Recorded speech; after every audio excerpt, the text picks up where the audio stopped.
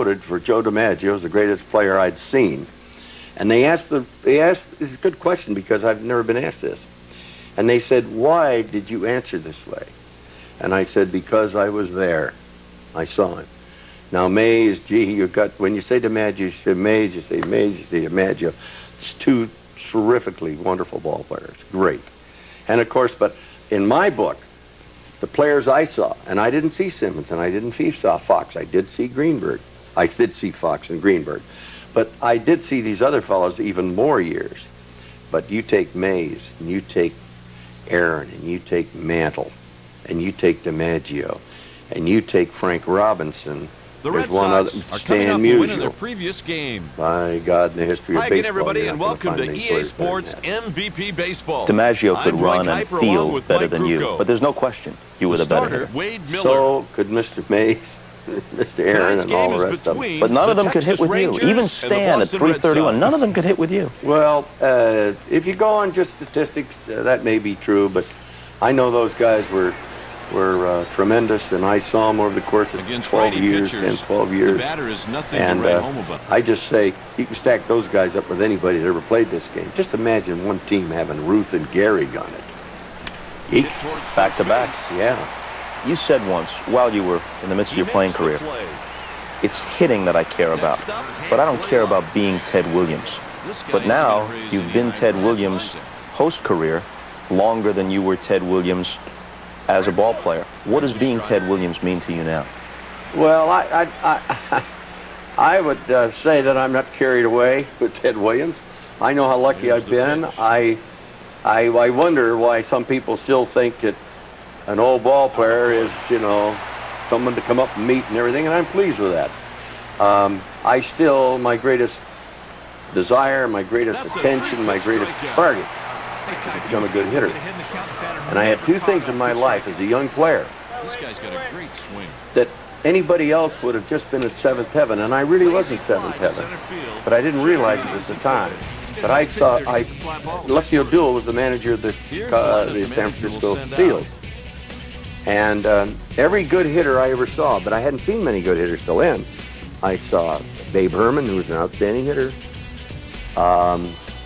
I talked to the best hitters I could see, but I finally met Lefty O'Doul, and he had been a great hitter.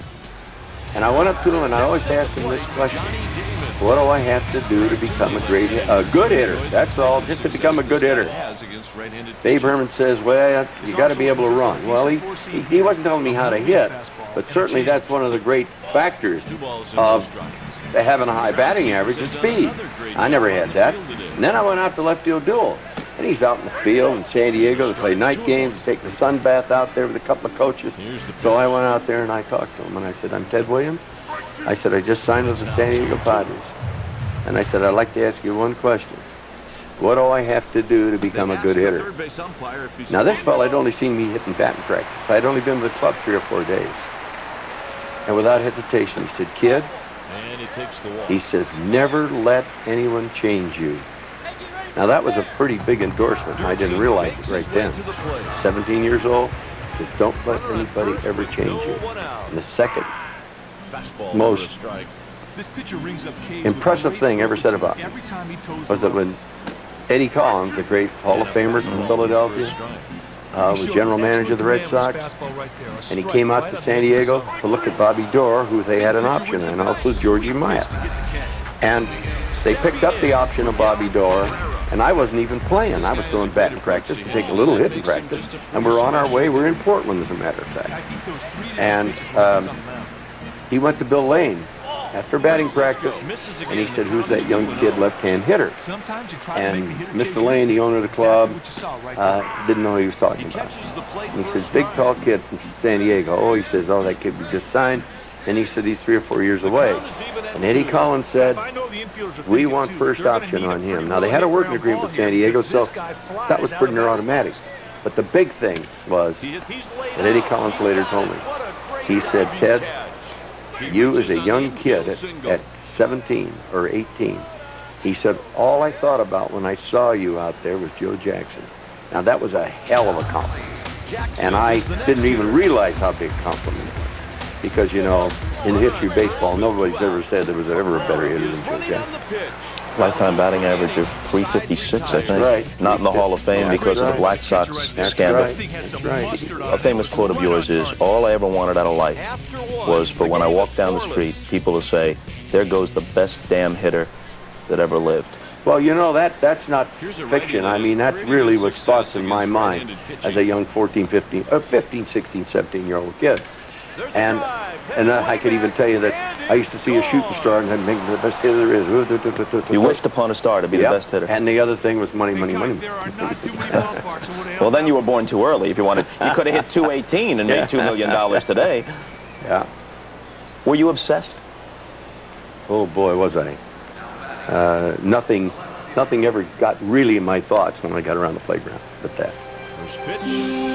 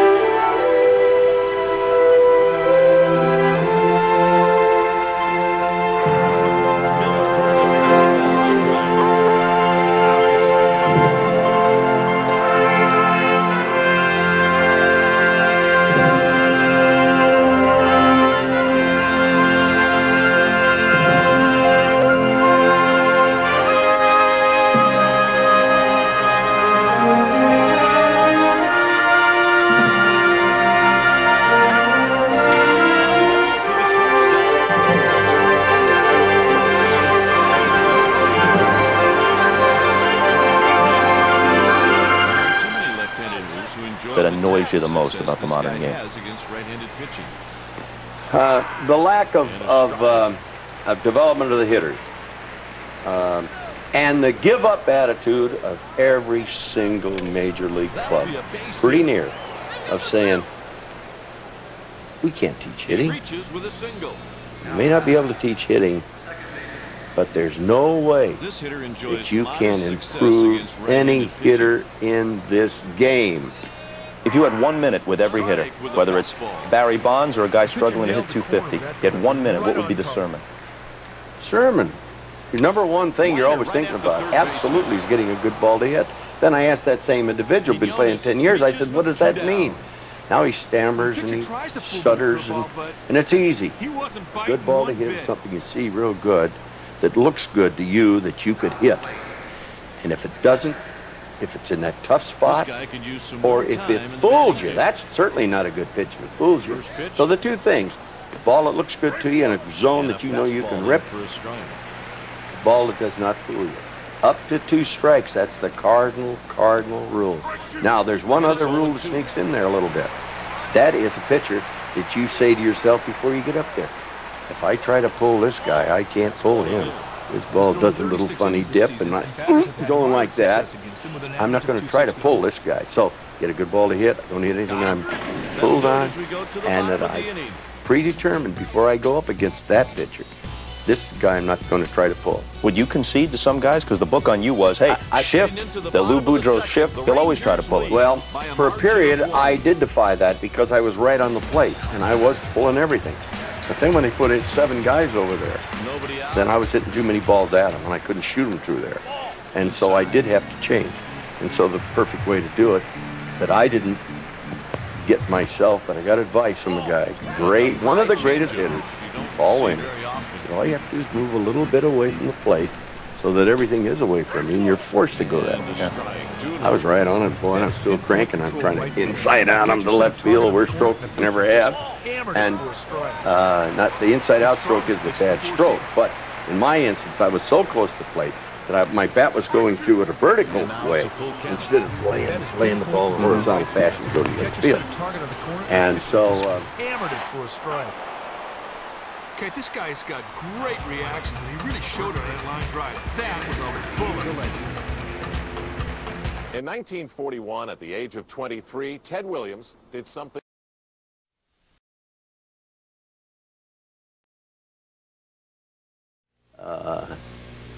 Yeah, that would be number 1 rule, get a good ball to hit.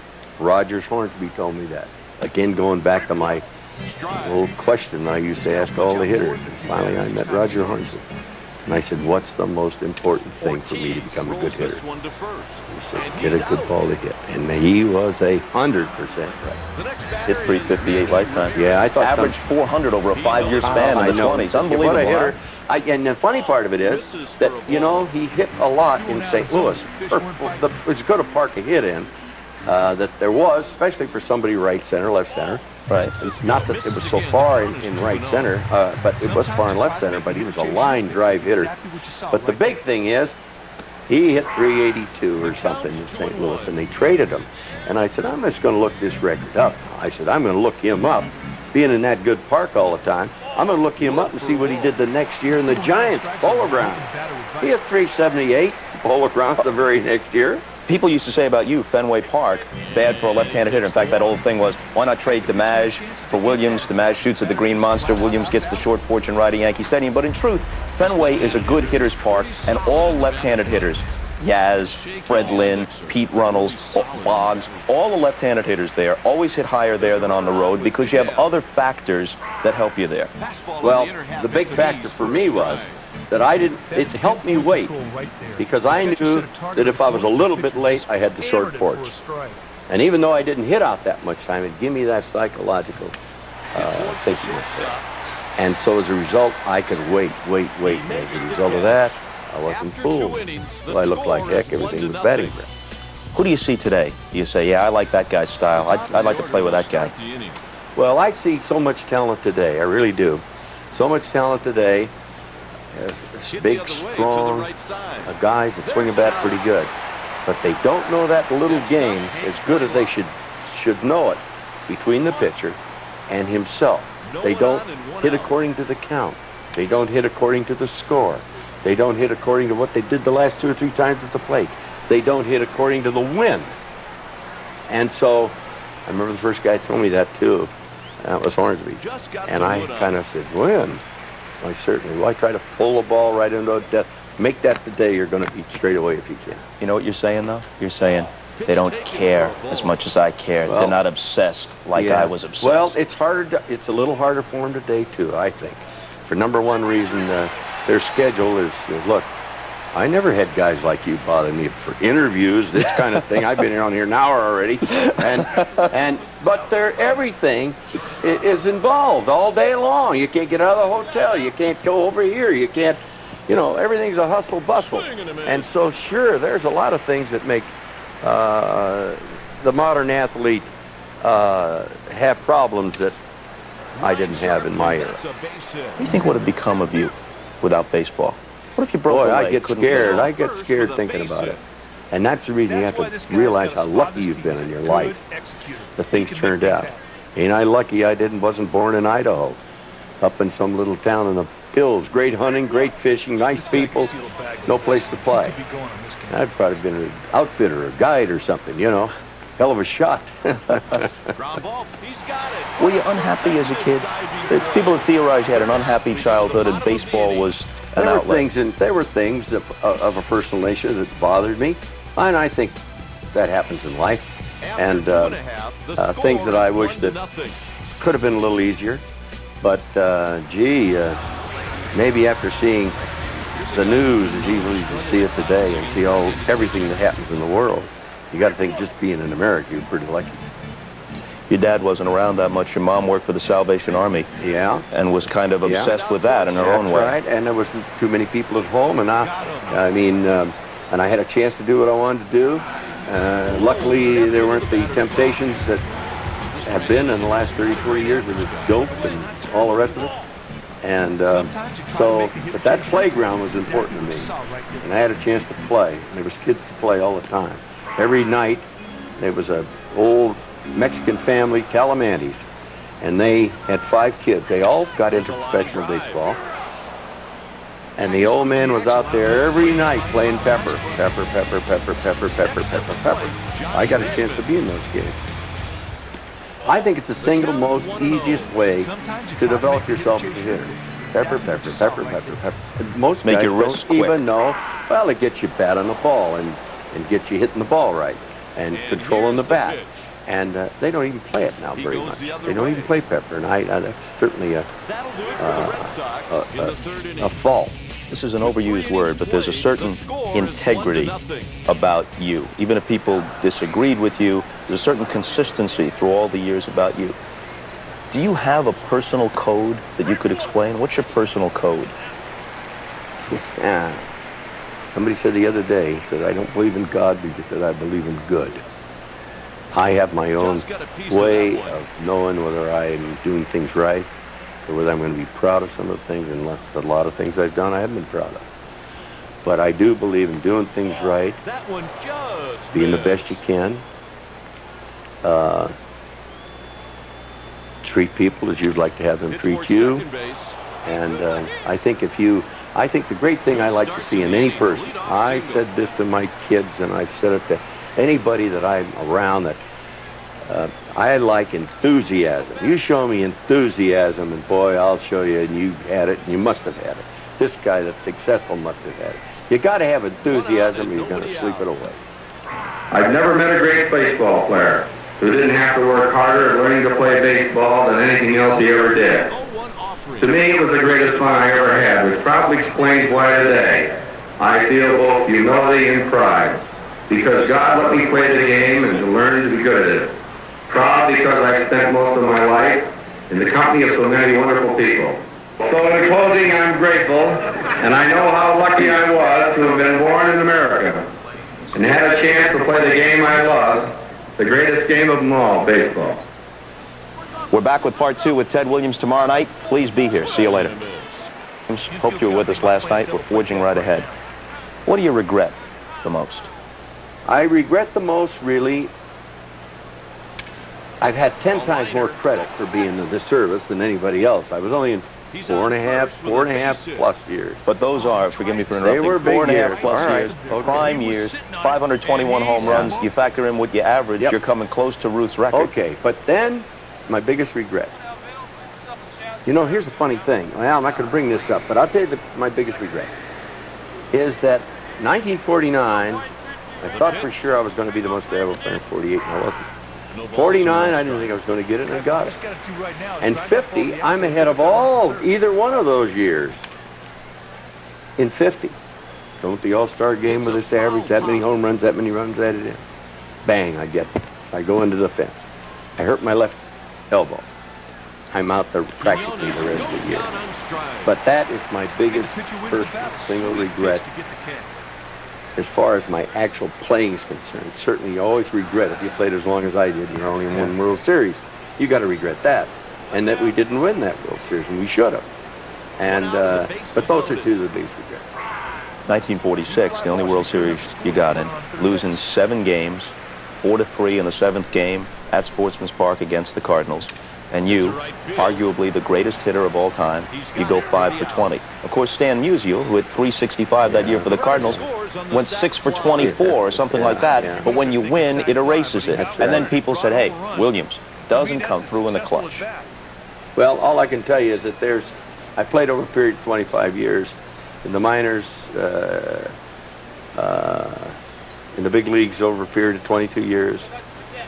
You can put tab on anybody. Dempsey didn't fight anybody. Lewis didn't fight anybody. Williams didn't hit in a couple of games, so they put that moniker on it.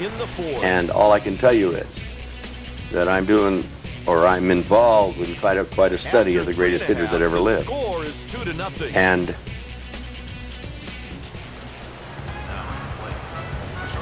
the formula we use on everybody, no matter what they did or where they did it, the formula we use on everybody Sometimes you try to make the hitter chase your pitch. proves, exactly what you saw right there. I think, conclusively who were the greatest hitters in baseball.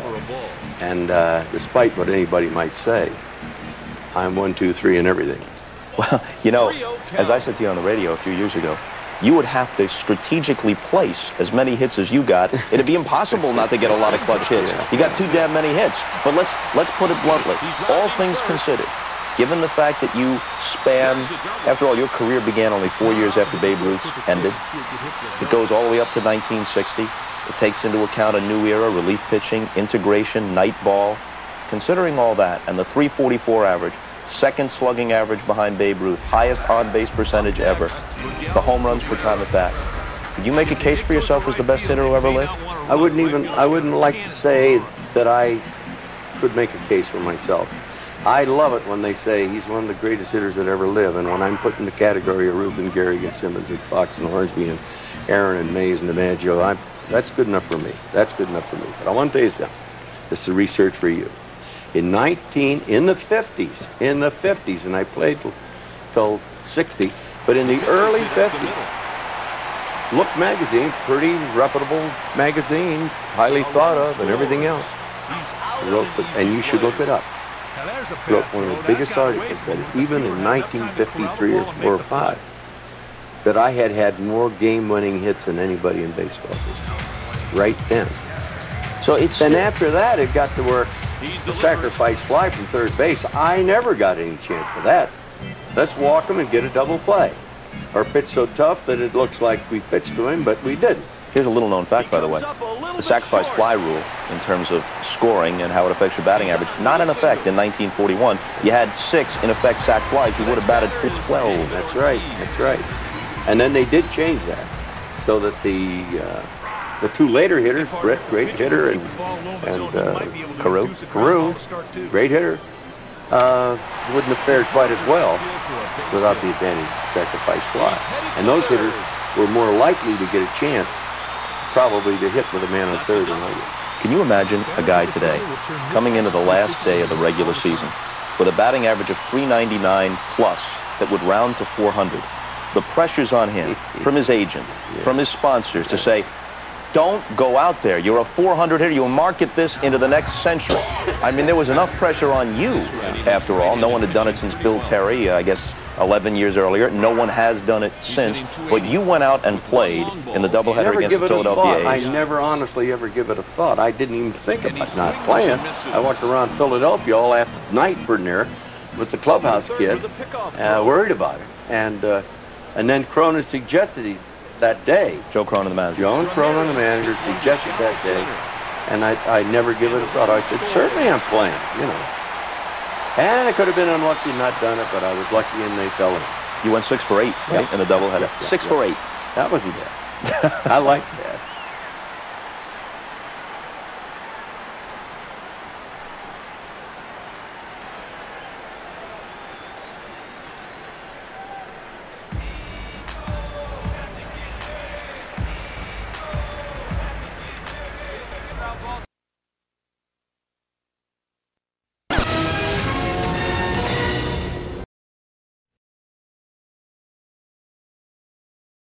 I want to bore people with numbers, but you won 6 batting titles, narrowly missed a couple others, then you missed those years in your prime. Who knows, you might have won 9 or 10. The year you hit .406, you don't win the MVP because that was DiMaggio's 56-game hitting streak year, and they won the pennant. You twice won Triple Crowns and didn't get the MVP either year that you won the Triple Crown.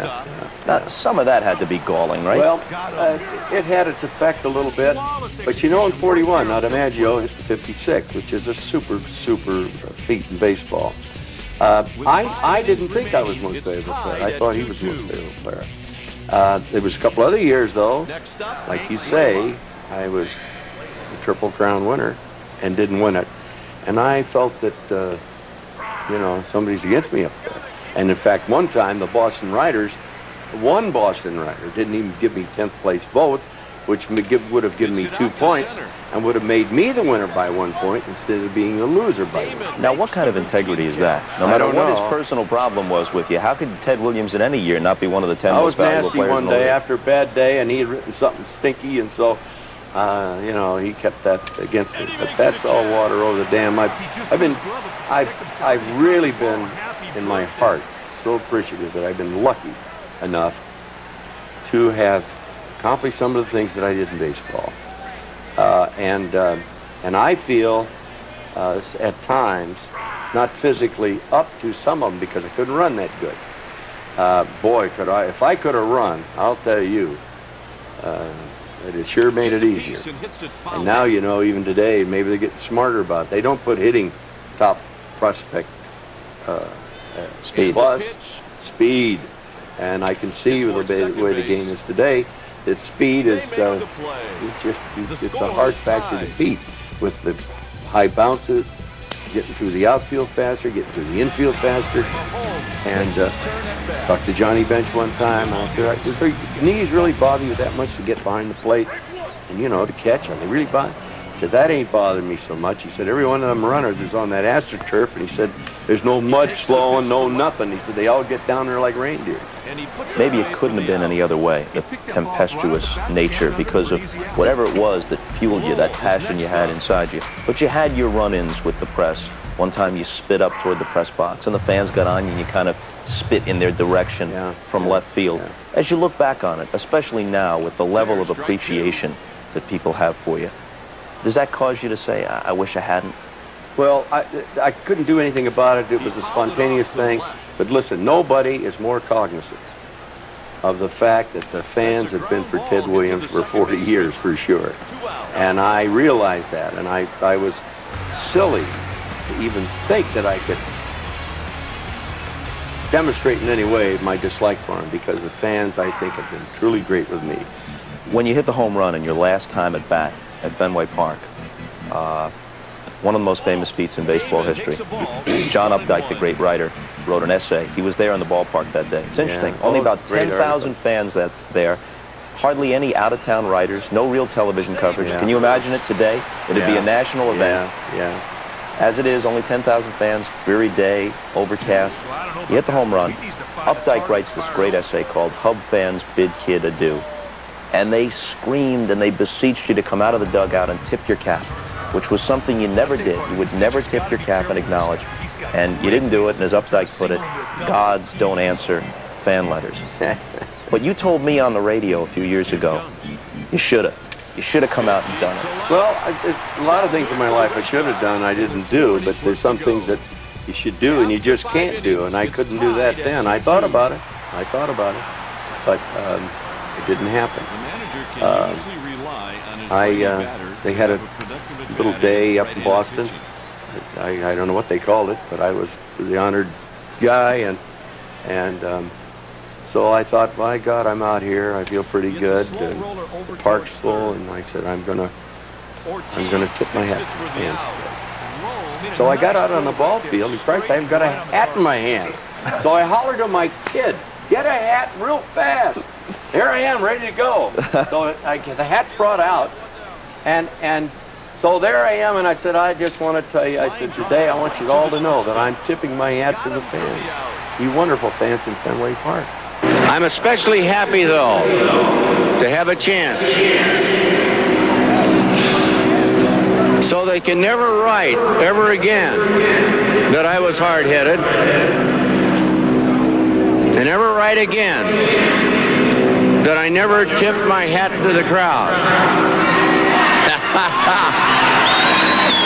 Because today, I tip my hat to all the people in New England.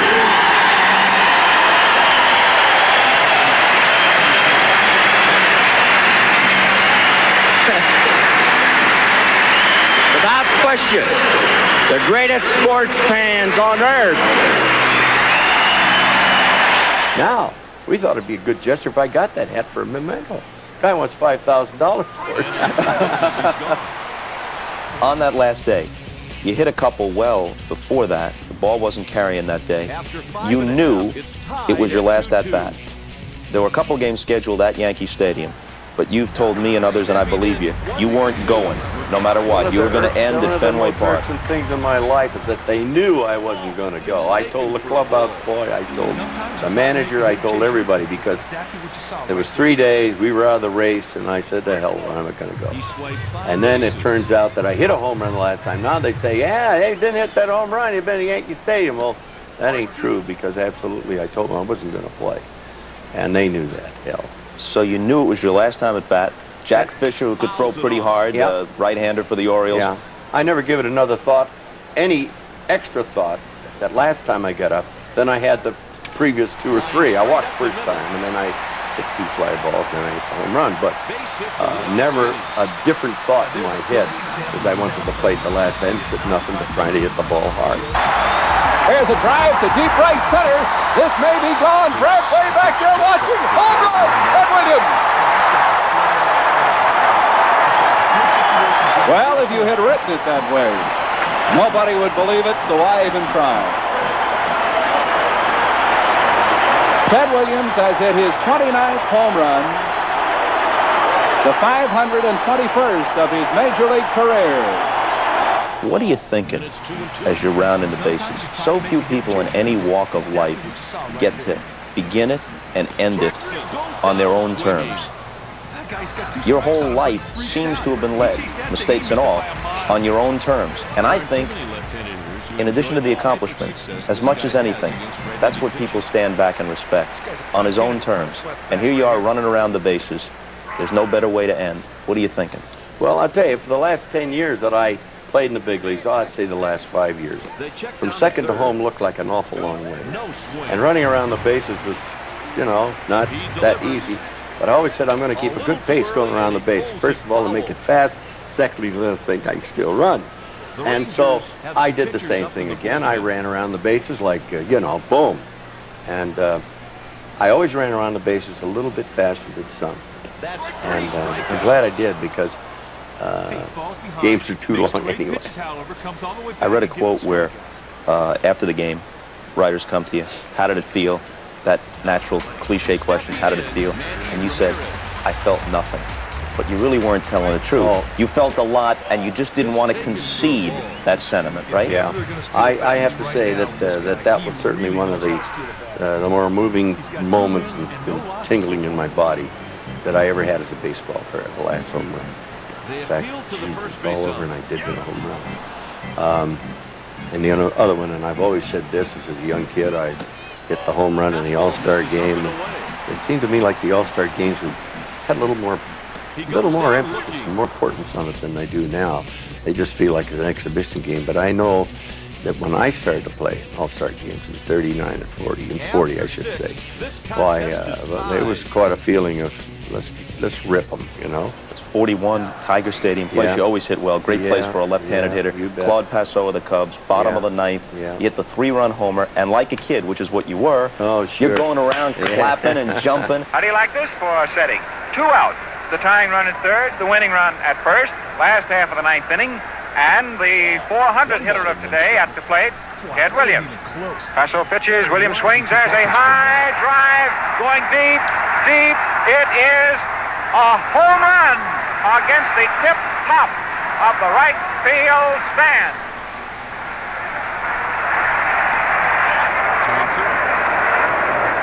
Ted Williams just missed by a couple of feet, hitting the ball completely out of the park. On the ground. Worth coming 10,000 miles to see. You go into the military, the examining doctor supposedly called his colleagues and said, you won't believe this most incredible report I've ever seen. Eyesight is 20/10, and then we hear the things about you could read the label off spinning phonograph records, ID a driver's license, a license plate half a mile away, see the ball hit the bat, actually see the ball flattened against the bat. What's the deal? Well, most of it's baloney, because to start with, I had good eyesight. Sure, I had wonderful eyesight.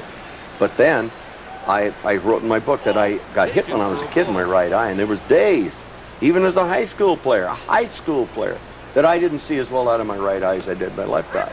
And I was going up to Long Beach, Long Beach Tech, going to play the Long Beach team, and I'm checking my eyes, which I don't see as good today. I'm out of time, so I get 3, 4 hits. You know, hitting is not all eyesight by a hell of a shot, because it's as important.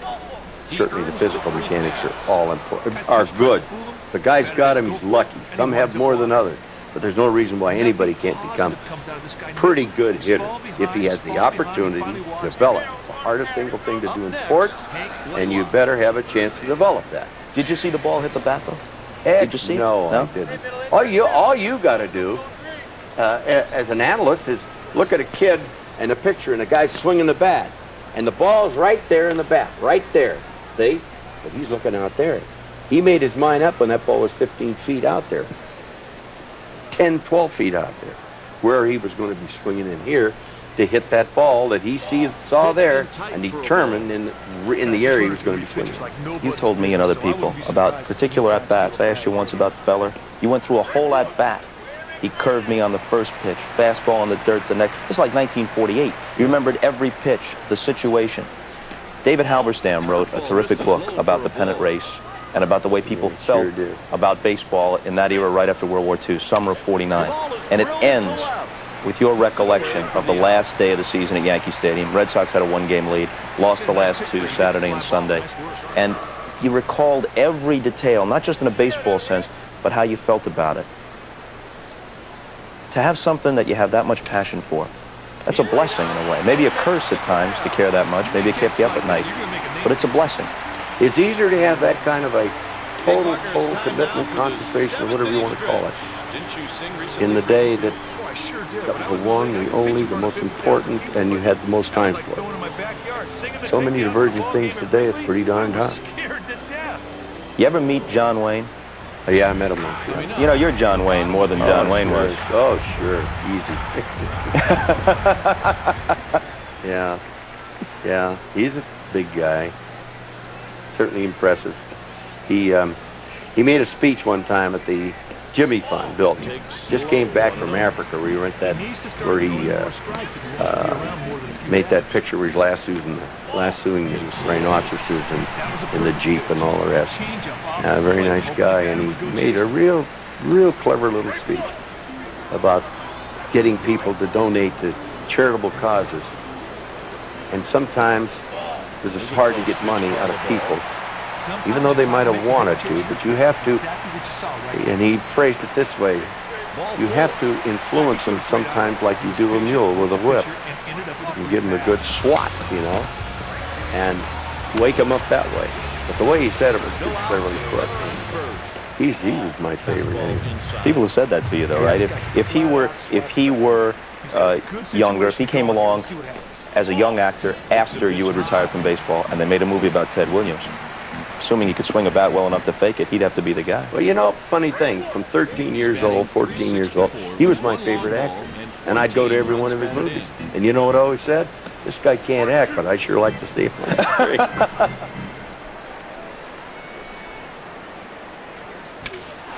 drive him hard up the middle. Single. We need a base hit here, and the go-ahead run should come in from second.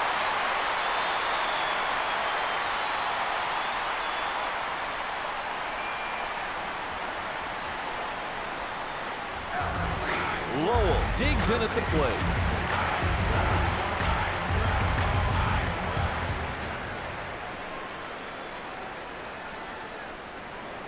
The Red Sox are going to the bench.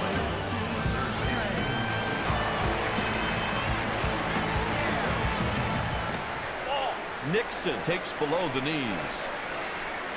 Well, when I was in high school, I was 6'3"3/4, and I weighed 146 pounds. You did play? And I went up with the team, but shit, they were knocking me all over the place. Christ, the baseball coach calling the football coach. He says, "Get him out of there! Get him out of there!" Okay, button up that slide. Yeah, okay. Well, I'll take my gun and get it out of the road. Yeah. Family show today. All right, family show. All right, I'm ready. All right, we're rolling. Okay. Now, what's your first name? My name is Ron. Ron. All right, Ron. Okay, Ted. First, let's talk a little bit about this video that you're doing here. Tell me a little bit about what you know of it, what you've seen of it, what you think of it. Well, you know, I'm going to be honest with you, Ron, because I didn't know anything about it till 6 weeks ago. And somebody would start telling me about what could happen, what they could do with discs and electronics and all the rest.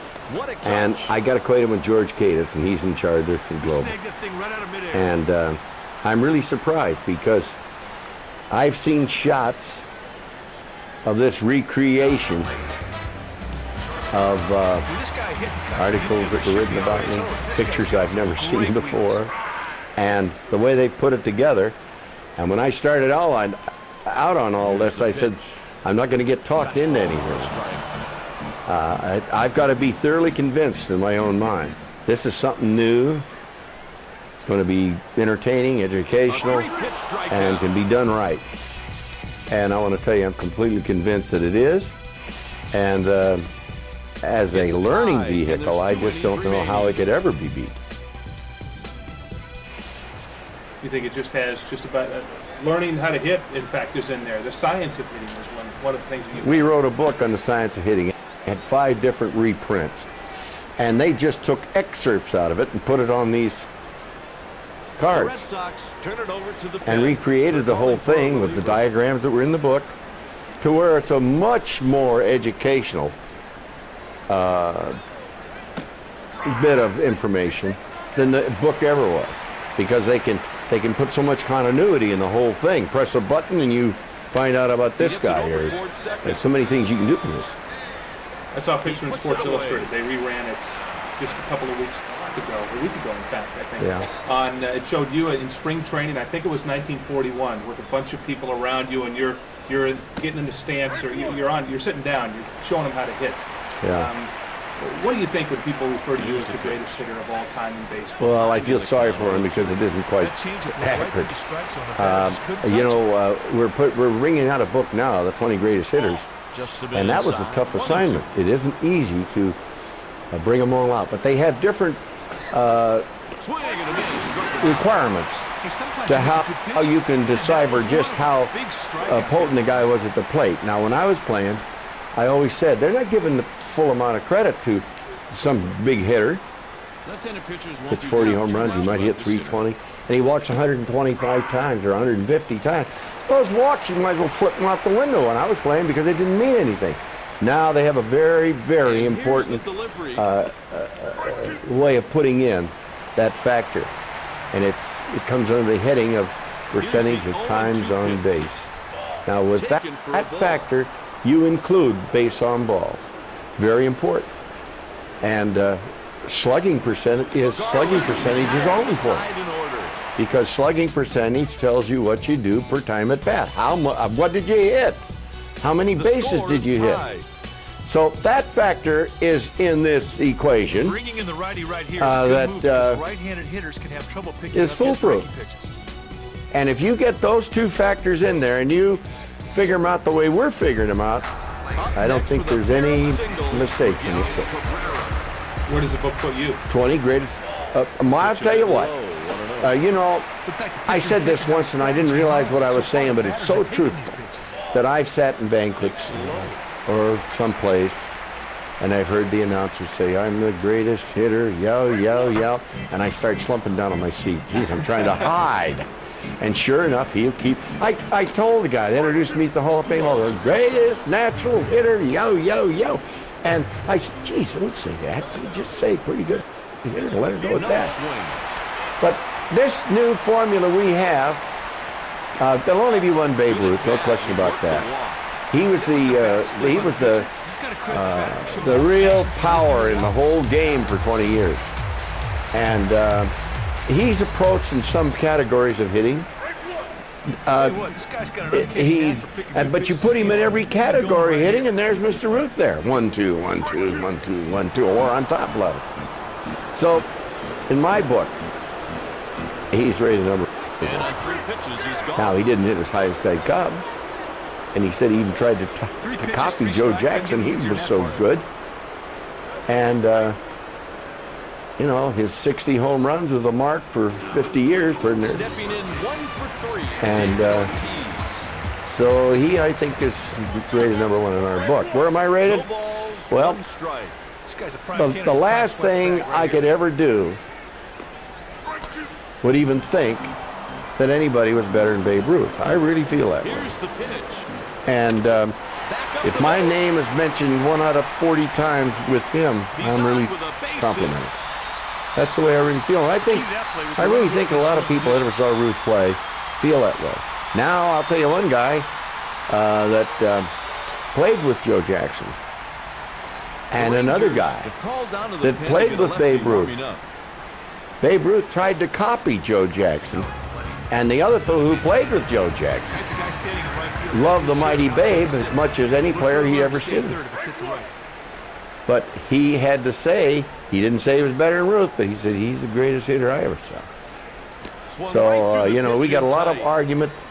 a lot of argument, and we've got a foolproof system, we think, because it includes everything that a batter can do. It's the only time that all the great hitters have been calculated this way. Everything they do at the plate. Now, there's only one category of offense that we don't have. We call this book the 20 greatest hitters. So there's one factor that's almighty important. Stolen bases. It's a base. You ought to count it on the total bases, really. But they haven't done that. But this is strictly a hitting book, and this is the way we've done it. We feel like we're awfully, awfully close to being 100% right. You watch a lot of baseball today. What do you think of some of the? What do you think of Griffey's, Bonds, Williams? What I have seen of all them players you mentioned are great. Griffey couldn't look better. Bonds looks great. Williams, I see him swing the bat and what happens when he hits. No question about it. I see more talent today than I've ever seen in my life. Honest to goodness, I believe that. But the great thing about baseball is that you have to learn how to play it. I watched all the games yesterday. It all comes down to this. And the names that you always come up with on a Monday morning is somebody that's stronger hell and they run like a demon. And that's the game that we watch on Sunday. Pretty much. And of course the quarterback, he's in a great position. He runs the team. He got to throw the passes. But I want to tell you, baseball has to be learned.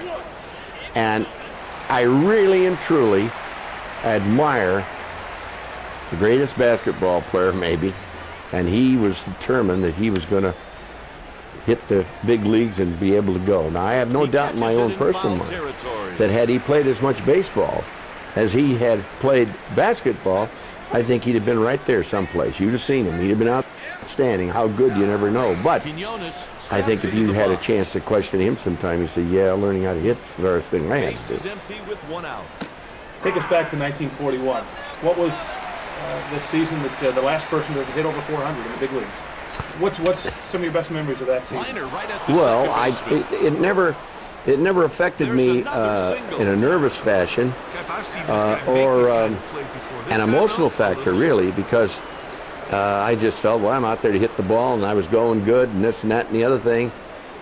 And had I realized how important 400 was going to mean to me, because you take a lot of hitters, they have one thing in that they're connected with that people will never forget about their career. For example, I mean, I know Cobb goes back 60 years, but they'll always remember Cobb, 367. They'll remember DiMaggio, 57. They'll remember Babe Ruth was 60, and they probably might remember me as 406. So I mean, those two things will be recognized with the players. A player that did that. And so even though there was nothing going to keep me from playing, I didn't even give it a thought, and I've always said that. But if I'd have known how important 406 was going to be to me, I don't know. You might have taken a couple of days off towards the end of the season, you think? You didn't? Pray for rain or something. You kept playing. Yeah, I know. I never had an idea of not playing, but as I look back, 406 has been important to me. Now they talk about that, though, at batting titles towards the end of the year. Is he going to play on Sunday? Yeah. What are your thoughts on what's going on in the game right now? I'm so disappointed at what's going on, and I predicted there wouldn't be a strike. I said there's too many sensible people connected in ownership and too many people sensible in players that have to realize what will happen if they don't play ball. And I think that very thing has happened.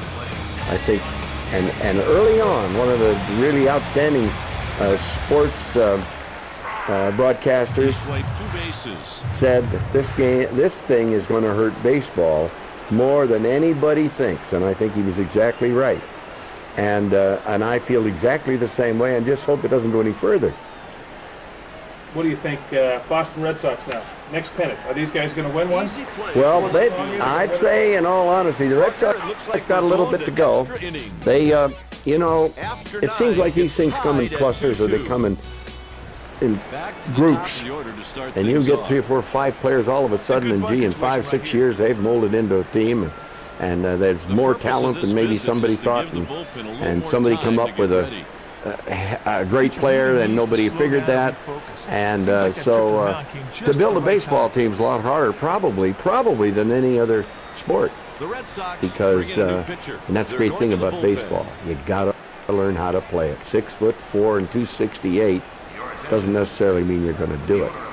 If you can run the 440 or the 440 yard dash in record time, that doesn't necessarily mean you're going to do it on the field. But you got a wonderful chance for those statistics, and they can't take any of those statistics away from you. You got to learn how to play football, certainly. But with the major physical attributes that some of these guys bring onto the field, you ain't going to stop doing it. Final question: is there a player out there that you enjoy watching right now more than baseball? Baseball player, yeah. There's been a lot of players I've enjoyed watching since I've been gone. And I used to like to see Reggie Smith hit. My God, you knew you were going to get your money's worth in wind time or swing time or muscle time. And certainly the same way with, when you talk about Mantle, you truly talk about one of the super players in baseball history. I see a lot of players. You mentioned 2 of them, Bonds and Griffey. Gee, first ball I ever saw Griffey hit, my eyes woke up just like that. I said, boy, did he hit that one. And he hit a line drive in the All-Star game, and it was a left center field job. I don't think I ever hit one that hard, or certainly not any harder. He ripped it. And then from there, he just kept going. And his dad was a great guy, and I think this kid is just like his dad, except he's a better hitter. All right, thank you very much. Yeah. I appreciate it. Thank you. I love to play baseball. I love to hit, and I had some ability there. And then, boy, that was my game. Greatest game there is, greatest game there ever was. And everything that ever happened to me, good, was because of this. I had 3 people in a row yesterday. They thanked me for giving them a chance to see the Hitters Hall of Fame. It's a great spot. And the kids love it, and the parents love it. Some of the guys they're seeing in that very auditorium they saw play.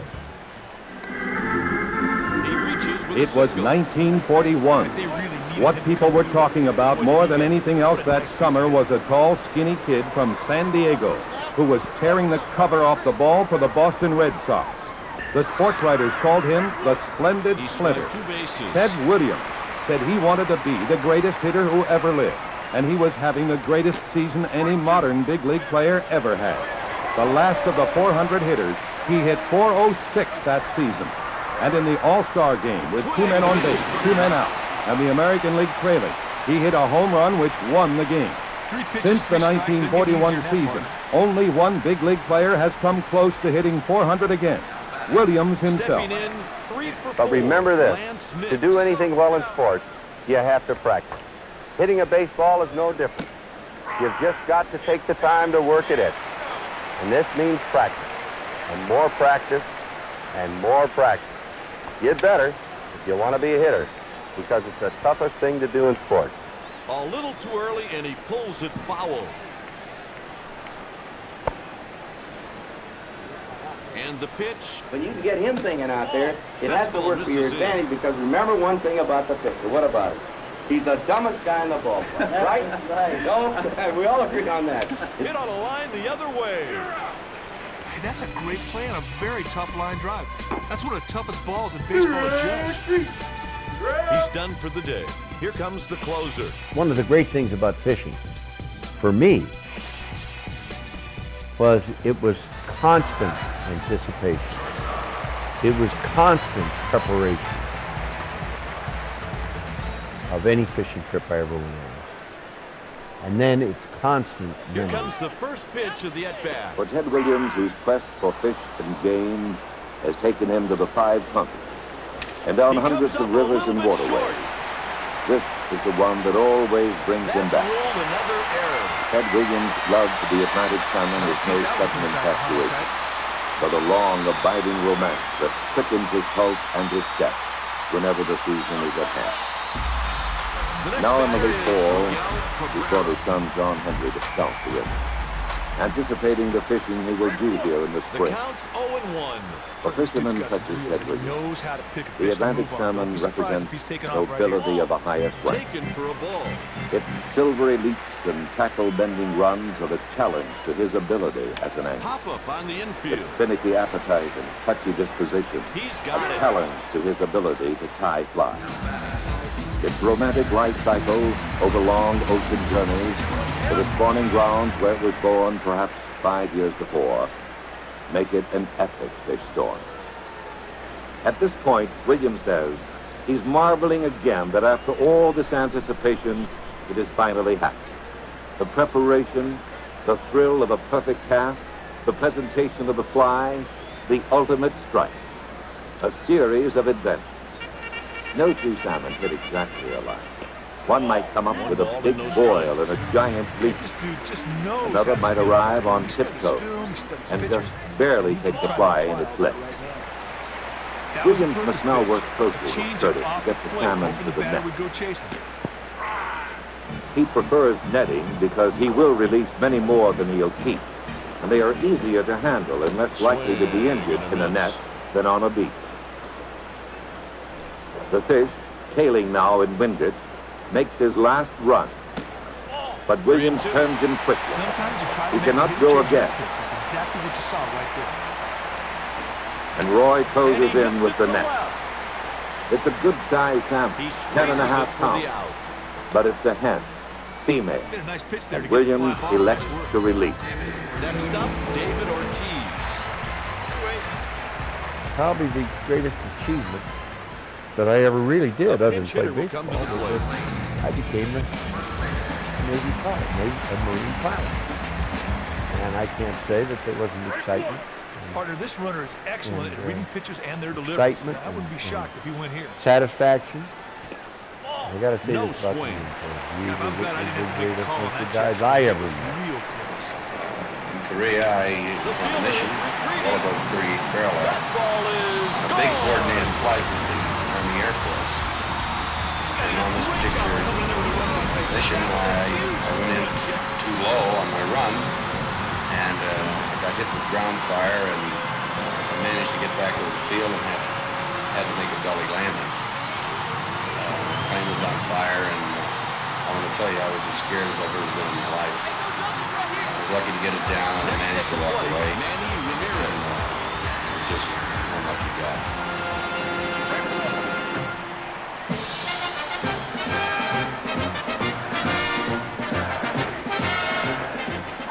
Having completed serving his country for the second time in the Marine Air Corps, Ted Williams once again prepares to return to play baseball. The first base umpire. Go right on here. This is all you'd have to learn how to do. You see what I'm doing right here? Pitch taken for a ball. Right back to off. Line drive hit back up the middle. First time and show you. He's on with a 2-out single. Easy does it. Right out again. On your own. The delivery. Hey, that's good. Do it again. Curve misses inside Well, for you a have to do ball. it practice a little bit. And you can come in next. Real good. What's your name? Freddie Stack. Freddie Styler, huh? What's yours? That ain't Ted Williams. Ted Williams. It was as good a hit as there ever was in this game. And I think I come close to that. And that's just as good. And I think, certainly even more important than that, that was a hell of a job. That's good enough to move them up 90 feet. Good execution. Interesting people needed help. My whole family dates back to charity. And I like that. And I certainly am very, very sympathetic to Churchill and forgiving pitch around him, and I wonder if that's going to come back to haunt him. It's awful easy to find something wrong with something. Sometimes hard to find something. Hinch takes one outside. I hope I'm not too close. Fastball misses downstairs. Sometimes you try to make the hitter chase. And look who's coming up.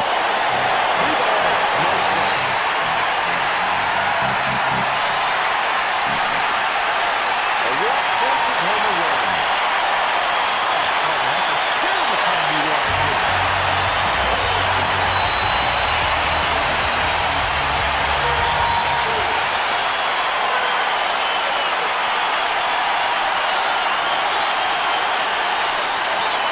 Just out of the fielder's reach. That's the winning run. The game is over. All year long, they look to him to light the fire, and all year long, he answered the demands until he was physically unable to start tonight with two bad legs, the bad left hamstring and the swollen right knee.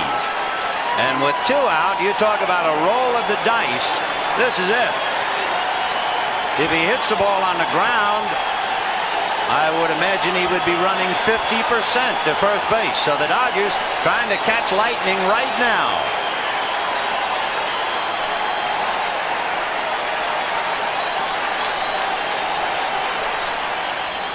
Fouled away.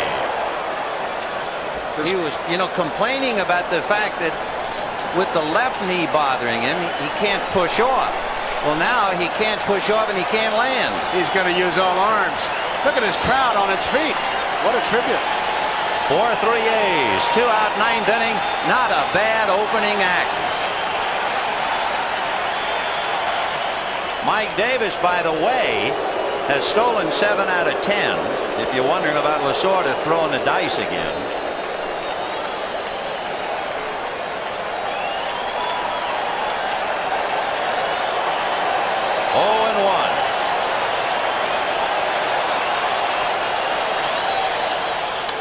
Fouled away again.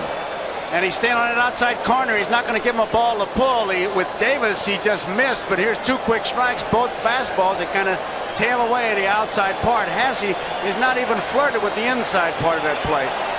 You saw Dave Duncan gesturing. He was gesturing to Carney Lansford at third. 0-2 to Gibson. The infield is back with 2 out and Davis at first. Now Gibson during the year, not necessarily in this spot, but he was a threat to bunt. No way tonight, no wheels.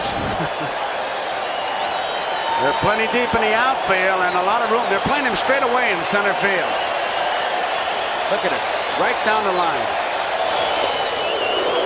He's a threat now with 2 strikes.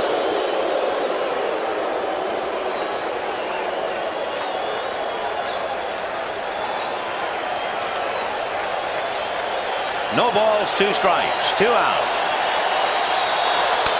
Little nubber, foul.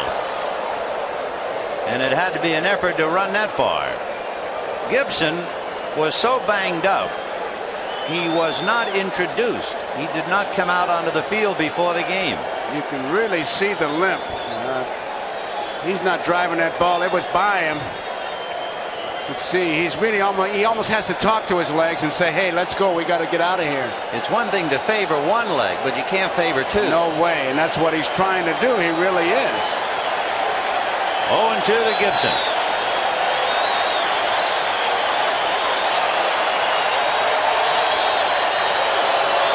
Ball 1. And a throw down to first. Davis just did get back. Good play by Ron Hasse using Gibson as a screen. He took a shot at the runner, and Mike Davis didn't see it for that split second, and that made it close. A lot of times what you do, you'll give a sign to the first baseman, say, now be there. They call it now be there play. If I get the ball, I'm going to throw it. 14 fastballs in a row. That's all he's been throwing. There goes Davis, and it's fouled away. So Mike Davis, who had stolen 7 out of 10 and carrying the tying run, was on the move. They wanted to give Gibson a good shot at it with 2 strikes, but with the 2 strikes, Davis a threat, as we said, because the Blue Pit will score that big run. Gibson shaking his left leg, making it quiver like a horse, trying to get rid of a troublesome fly. 2-2.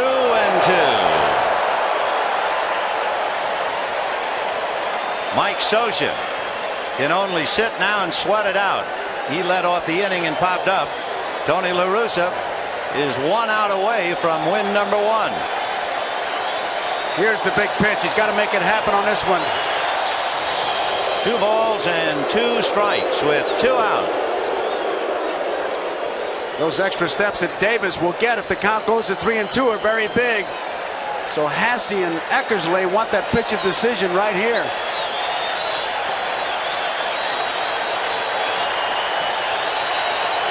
There he goes, way outside. He's stolen it. Hasse started to throw and kind of bumped Gibson, but it was way too late. Davis was way down there, almost as if he could have walked in. Not a bad pitch to handle for Hasse outside. Now watch when he starts to throw. Look at Gibson. And Harvey says, no, he had the base stolen. So Mike Davis, the tying run, is at second base with 2 out. Now the Dodgers don't need the muscle of Gibson as much as a base hit. And on deck is the leadoff man, Steve Sax. 3-2.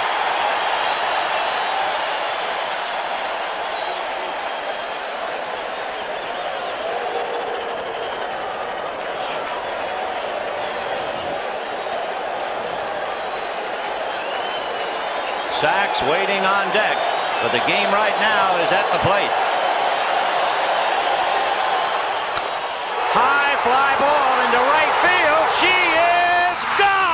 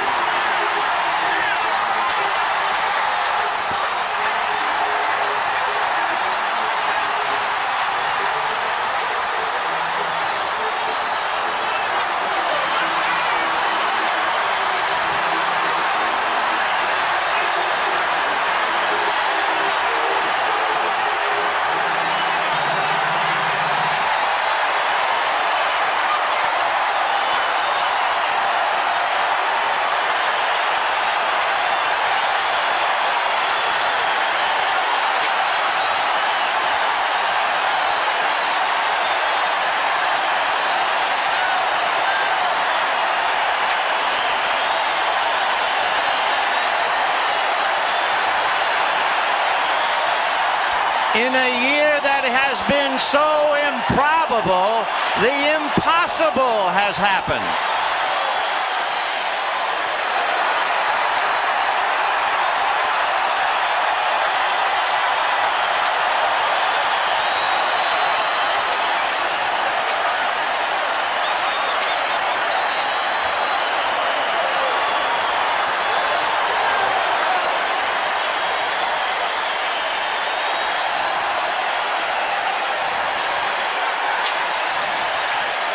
And now the only question was, could he make it around the base paths unassisted?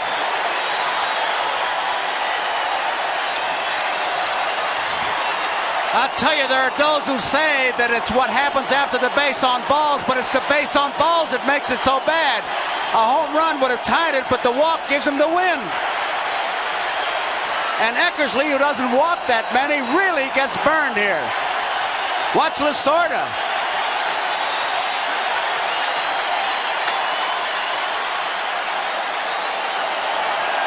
You know, I said it once before, a few days ago, that Kirk Gibson was not the most valuable player, that the most valuable player for the Dodgers was Tinkerbell. But tonight, I think Tinkerbell backed off for Kirk Gibson. And look at Eckersley, shocked to his toes.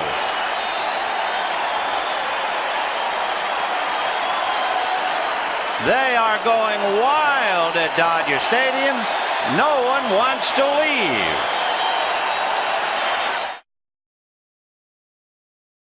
We have a treat for you today. A youngster from Texas will take them out. He is Kerry Wood. His name starts with a K, and you're going to see a lot of Ks in the scorebook. Everybody was just in awe of what they were watching. You got to turn this game out because we were seeing history. I'm just happy that I got to see it. The 0-2. Got him! He's tied the record! Those of you lucky enough to have witnessed this have seen something you might not see again.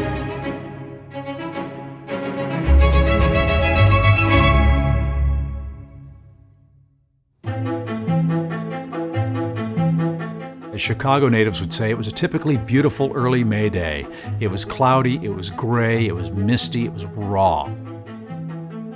It was a weekday game in May, so you're not expecting a huge crowd inside the ballpark. And in a way, it's perfect that it was only about 15,000 people and it was a kind of a rainy day. It was like, this is hardcore.